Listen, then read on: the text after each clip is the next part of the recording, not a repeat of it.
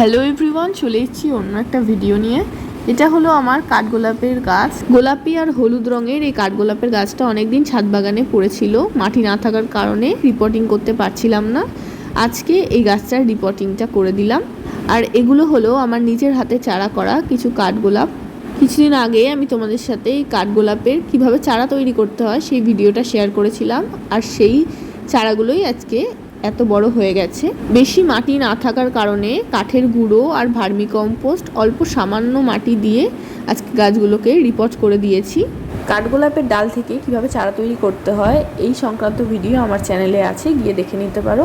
এছাড়াও রিলেটেড ভিডিওতে আমি চারা তৈরির ভিডিওটা দিয়ে রাখছি। এই যে চারাটা তোমরা দেখতে পাচ্ছ, অদ্ভুতভাবে এই গাছের পাতাগুলো গোল হয়ে গেছে, আর এখানে একটা জায়গায় 3টে চারা রয়েছে। এই 3টে চারা এখনো অবধি রিপোর্ট করা হয়নি, পরবর্তীতে আমি রিপোর্ট করে তোমাদের দেখাবো। নিজের হাতে কাঠগোলাপের ডাল থেকে আমি প্রথমবার চারা তৈরি করলাম, আর সেই ভিডিওটা তোমাদের সাথে আমি শেয়ার করলাম।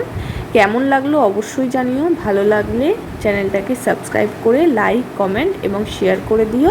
Thanks for watching.